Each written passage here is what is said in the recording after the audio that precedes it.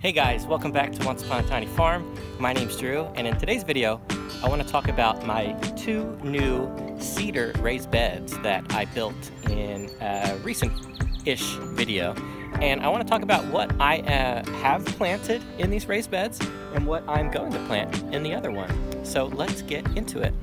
It's a great day to be alive. No sun still shining when I close my eyes. Listen. Hard times in the neighborhood, but why can every day be just as good? So this first bed here is all medicinal flowers and herbs here. And I've wanted to do this for a long time, and I'm a little worried because these plants have been sitting in their trays for a very long time. And were very root bound, and I knew I had to get them in the ground, and of course I waited until the hottest time of the year to transplant these guys. So I know I planted them very closely. The spacing's probably not the greatest, but I don't think they're all going to survive.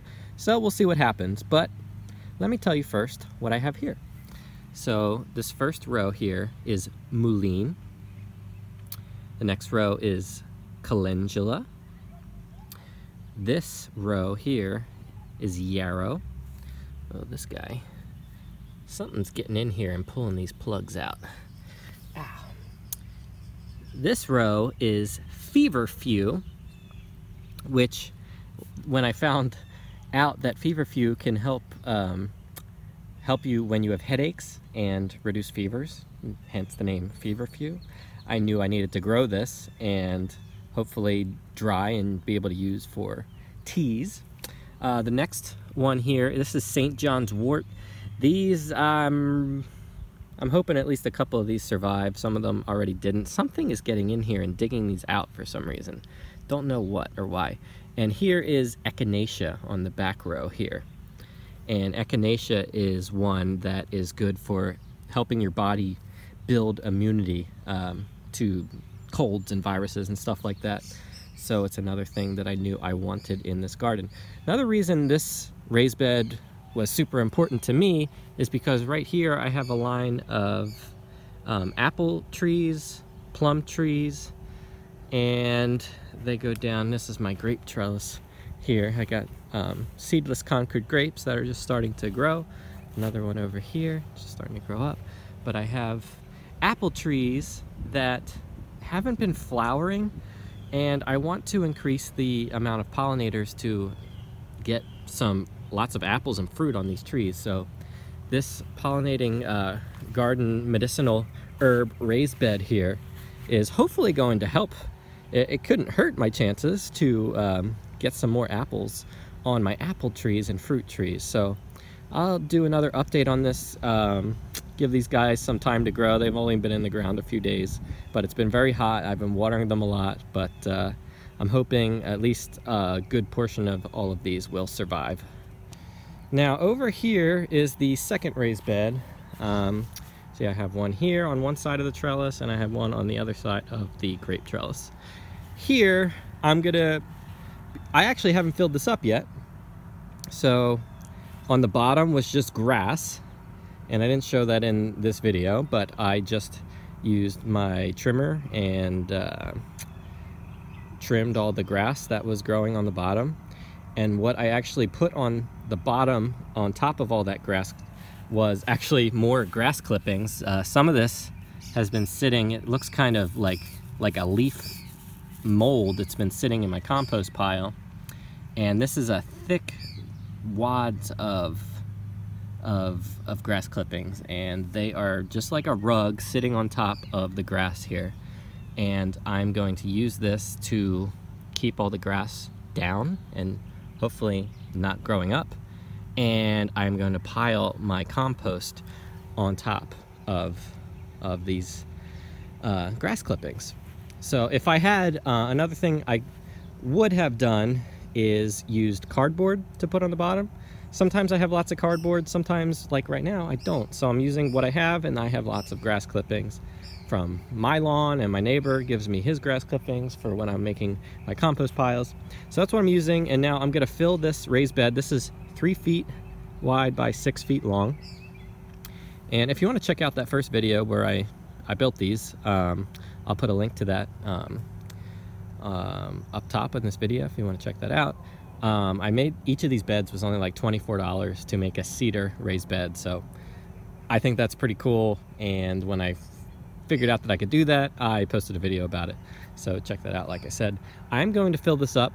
It only takes me 2 wheelbarrows full of compost to fill up that raised bed, using the same method that I did here, putting a small layer of grass clippings. This is not very deep, so we don't need a ton. I think it's only like 5.5 inches deep on these cedar fence boards. So let's fill this up, and then we'll talk about what I want to plant in here next.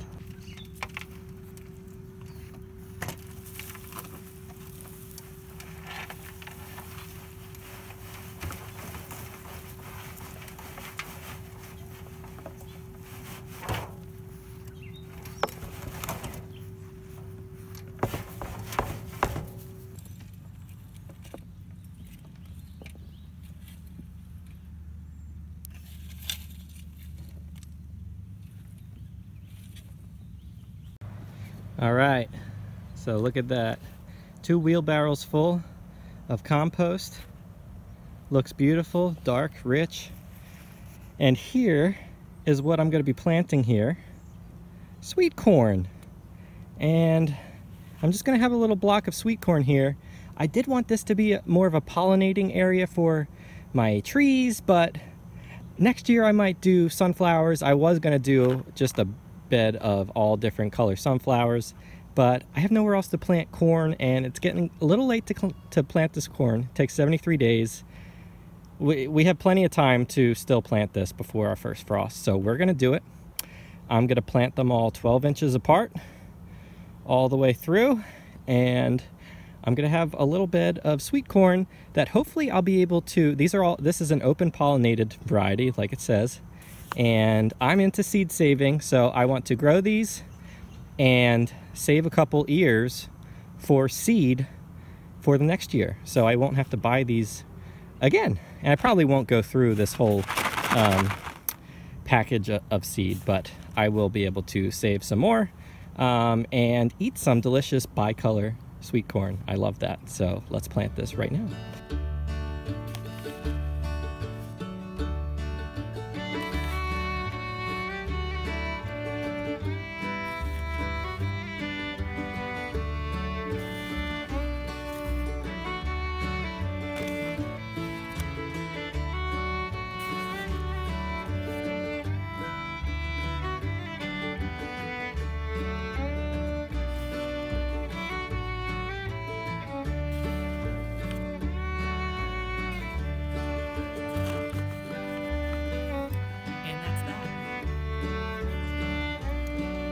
Going to cover these up very gently and water this in real good, and then we will have a bed of sweet corn hopefully very, very soon. I can't wait.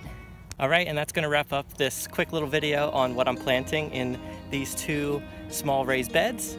And I just wanted to share that with you guys, give you guys some ideas. It's not too late to be planting or starting new raised beds. We're in the middle of summer right now. It's very hot, as you could probably see. It's humid, and it's like 7:30 right now. Still hot and humid, but this is the time I've got to get things done. Still got to get things planted, and plenty of time left before the last frost, so plenty of time to still plant stuff out in the garden. So if you enjoyed this video, please give it a like, subscribe to our channel if you haven't done so already. I'd really appreciate it. And thanks for watching, and we'll see you next time.